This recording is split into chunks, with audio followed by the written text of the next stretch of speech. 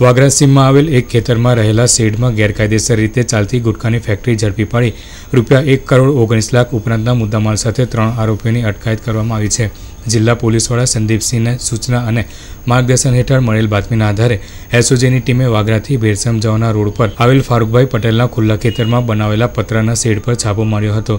જેમાં શેડમાં ગેરકાયદેસર રીતે ચાલતી ગુટખા બનાવવાની ફેક્ટરી ચાલુ હાલતમાં મળી આવી હતી। તેમજ ત્યાંથી વાગરા મેઇન બજારમાં રહેતો સમીર ખત્રી ઉપરાંત મૂળ રાજસ્થાનના પણ હાલમાં વાગરામાં રહેતા લલિત જૈન અને કૈલાસચંદ્ર પારસોલી ત્યાંથી ઝડપાયા ગયા હતા, જેઓની પૂછતાછ કરતા આ નકલી ગુટખા બનાવવાની ફેક્ટરીનો માલિક મુંબઈનો જાહિદ ઉર્ફે બાબુ અબ્દુલ રહેમાન ખત્રી હોવાનું જાણવા મળ્યું છે।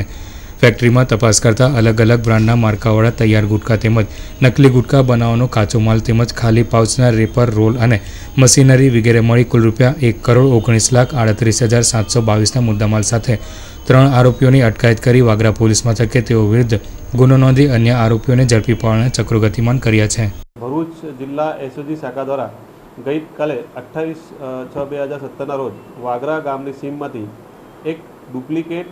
ગુટખા બનાવવાની ફેક્ટરી વગર આધારે ચાલતી હોવાનું જણાઈ આવતા ભરૂચ જિલ્લા એસઓજી શાખા દ્વારા સદરૂ માહિતી વેરીફાઈ કરી રેડ કરતા ફેક્ટરીમાં 3 ઇસમો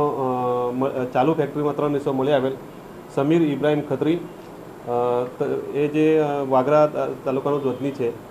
એ આખું ફેક્ટરીનું સંચાલન કરતો હતો। પછી લલિત પ્રકાશચંદ્ર જૈન કે જે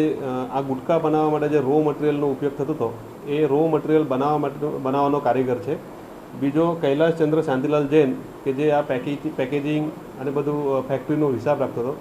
વધુ ખાતરી કરતાં આ ટોટલ ફેક્ટરીનો જે સંચાલન છે એ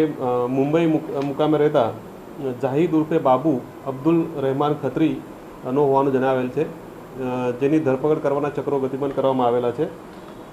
આ મોડસ ઓપરેન્ડીમાં વાગરા ખાતે RR, KK અને ડબલ એક્કા નામની બ્રાન્ડનું ગેરકાયદેસર રીતે કોઈપણ જાતની પરમિશન વગર ઉત્પાદન, પેકેજિંગ થતું હતું। પોલીસના હાથે ઝડપાયેલા આરોપીઓની તપાસ અને ઘનિષ્ઠ પૂછપરછ બાદ કેટલા સમયથી આ ફેક્ટરી ચાલતી હતી તેમજ આ માલ ક્યાં ક્યાં સપ્લાય કરવામાં આવતો હતો તથા અન્ય કેટલા વ્યક્તિઓની સંડોવણી છે જેવી કેટલી અને કેવી માહિતી બહાર આવે છે તે જોવું રહ્યું।